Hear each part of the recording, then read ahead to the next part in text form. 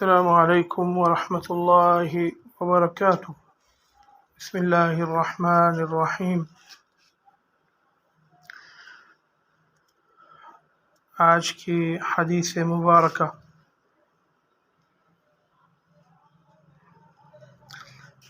میں نے رسول اللہ صلی اللہ علیہ وسلم کو رمی جمار کے وقت دیکھا۔ آپ صلی اللہ علیہ وسلم سے پوچھا جا رہا تھا تو ایک شخص نے عرض کیا، یا رسول اللہ، میں نے رمی سے قبل قربانی کر لی۔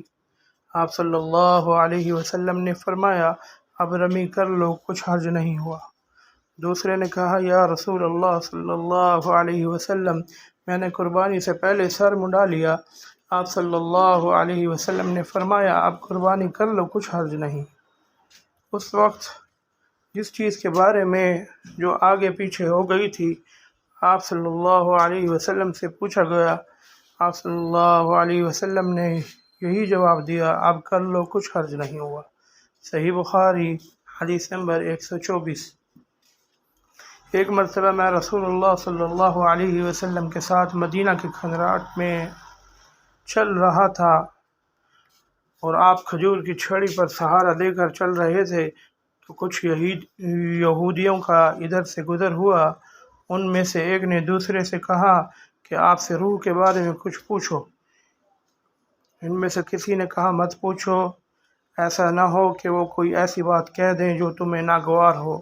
مگر ان میں سے بعض نے کہا کہ ہم ضرور پوچھیں گے۔ پھر ایک شخص نے کھڑے ہو کر کہا، اے ابو القاسم، روح کیا چیز ہے؟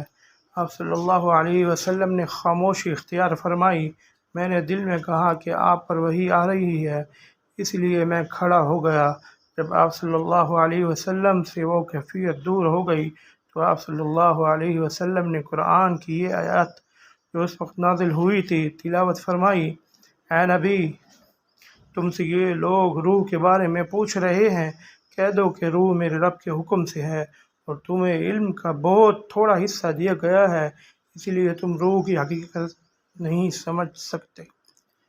عامش کہتے ہیں کہ ہماری قرات میں وما اوتوا ہے، وما اوتیتم نہیں ہے۔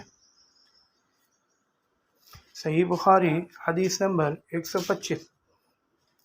عائشہ رضی اللہ عنہما تم سے بہت باتیں چھپا کر کہتی تھی، تو کیا تم سے کعبہ کے بارے میں بھی کچھ بیان کیا؟ میں نے کہا، ہاں، مجھ سے انہوں نے کہا کہ رسول اللہ صلی اللہ علیہ وسلم نے ایک مرتبہ ارشاد فرمایا تھا کہ اے عائشہ، اگر تیری قوم دور جاہلیت کے ساتھ قریب نہ ہوتی بلکہ پرانی ہو گئی ہوتی۔ ابن زبیر رضی اللہ عنہ نے کہا، یعنی زمانہ کفر کے ساتھ قریب نہ ہوتی تو میں کعبہ کو توڑ دیتا اور اس کے لیے دو دروازے بنا دیتا، ایک دروازے سے لوگ داخل ہوتے اور دوسرے دروازے سے باہر نکلتے۔ بعد میں ابن زبیر نے یہ کام کیا۔ صحیح بخاری حدیث نمبر 126۔ ایک مرتبہ معاذ بن جبل رسول اللہ صلی اللہ علیہ وسلم کے پیچھے سواری پر سوار تھے۔ آپ صلی اللہ علیہ وسلم نے فرمایا، اے معاذ، میں نے عرض کیا، حاضر ہوں یا رسول اللہ۔ آپ صلی اللہ علیہ وسلم نے دوبارہ فرمایا، اے معاذ، میں نے عرض کیا، حاضر ہوں اے رسول اللہ، اے اللہ کے رسول۔ آپ صلی اللہ علیہ وسلم نے سہ فرمایا، اے معاذ، میں نے عرض کیا، حاضر ہوں اے اللہ کے رسول۔ 3 بار ایسا ہوا۔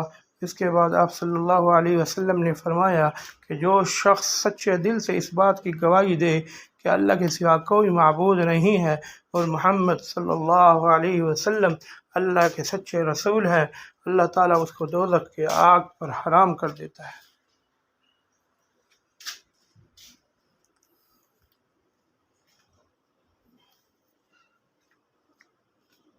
میں نے کہا، یا رسول اللہ، کیا اس بات سے لوگوں کو باخبر نہ کر دوں تاکہ وہ خوش ہو جائیں؟ آپ صلی اللہ علیہ وسلم نے فرمایا، اگر تم یہ خبر سناؤ گے تو لوگ اس پر بھروسہ کر بیٹھیں گے اور عمل چھوڑ دیں گے۔ معاذ رضی اللہ عنہ نے انتقال کے وقت یہ حدیث اس خیال سے بیان فرما دی کہیں حدیث رسول چھپانے کے گناہ پر ان سے آخرت میں مواخذہ نہ ہو۔ صحیح بخاری حدیث نمبر 128۔ مجھ سے بیان کیا گیا کہ رسول اللہ صلی اللہ علیہ وسلم نے ایک روز معاذ رضی اللہ عنہ سے فرمایا کہ جو شخص اللہ سے اس کیفیت کے ساتھ ملاقات کرے کہ اس نے اللہ کے ساتھ کسی کو شریک نہ کیا ہو وہ یقیناً جنت میں داخل ہوگا۔ معاذ بولے یا رسول اللہ صلی اللہ علیہ وسلم کیا میں اس بات کو لوگوں کی بشارت نہ سنا دوں؟ آپ صلی اللہ علیہ وسلم نے فرمایا نہیں، مجھے خوف ہے کہ لوگ اس پر بھروسہ کر بیٹھیں گے۔ صحیح بخاری حدیث نمبر 129۔ سلیم نامی ایک عورت رسول اللہ صلی اللہ علیہ وسلم کی خدمت اقدس میں حاضر ہوئیں اور عرض کیا یا رسول اللہ صلی اللہ علیہ وسلم اللہ تعالی حق بات بیان کرنے سے نہیں شرماتا، اسی لیے میں پوچھتی ہوں کہ کیا احترام سے عورت پر بھی غسل ضروری ہے؟ آپ صلی اللہ علیہ وسلم نے فرمایا کہ ہاں، جب عورت پانی دیکھ لے یعنی کپڑے وغیرہ پر منی کے اثر معلوم ہو۔ تو یہ سن کر سلمہ رضی اللہ عنہ نے شرم کی وجہ سے اپنا چہرہ چھپا لیا اور کہا یا رسول اللہ کیا عورت کو بھی احترام ہوتا ہے؟ آپ صلی اللہ علیہ وسلم نے فرمایا ہاں، تیرے ہاتھ خاک آلودہ ہوں، پھر کیوں اس کا بچہ اس کی صورت کی مشابہ ہوتا ہے، یعنی یہی اس کے احترام کا ثبوت ہے۔ صحیح بخاری حدیث نمبر 130۔ درختوں میں سے ایک درخت ایسا ہے جس کے پتے کبھی نہیں جھڑتے اور اس کی مثال مسلمان جیسی ہے، مجھے بتلاؤ وہ کیا درخت ہے؟ تو لوگ جنگلی درختوں کی سوچ میں پڑ گئے اور میرے دل میں آیا کہ میں بتلا دوں کہ وہ کھجور کا پیڑ ہے۔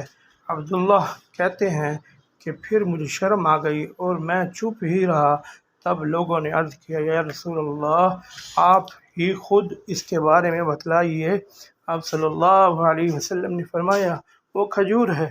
عبداللہ کہتے ہیں کہ میرے جی میں جو بات تھی وہ میں نے اپنے والد عمر رضی اللہ عنہ کو بتلائی۔ وہ کہنے لگے کہ اگر تو اس وقت کہہ دیتا تو میرے لیے ایسے قیمتی سرمایہ سے زیادہ محبوب ہوتا۔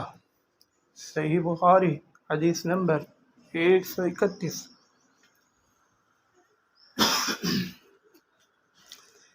میں ایسا شخص تھا جسے جریان مزی کی شکایت تھی، تو میں نے اپنے شاگرد مقداد کو حکم دیا کہ وہ رسول اللہ صلی اللہ علیہ وسلم سے دریافت کریں، تو انہوں نے آپ صلی اللہ علیہ وسلم سے اس بارے میں پوچھا۔ آپ صلی اللہ علیہ وسلم نے فرمایا کہ اس مرض میں غسل نہیں ہے، ہاں وضو فرض ہے۔ صحیح بخاری حدیث نمبر 132۔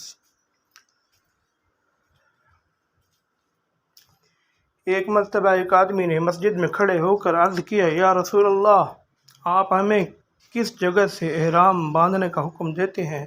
تو رسول اللہ صلی اللہ علیہ وسلم نے فرمایا مدینہ والے ذوالحلیفہ سے احرام باندھے اور اہل شام حجفہ سے اور نجد والے قرن منازل سے۔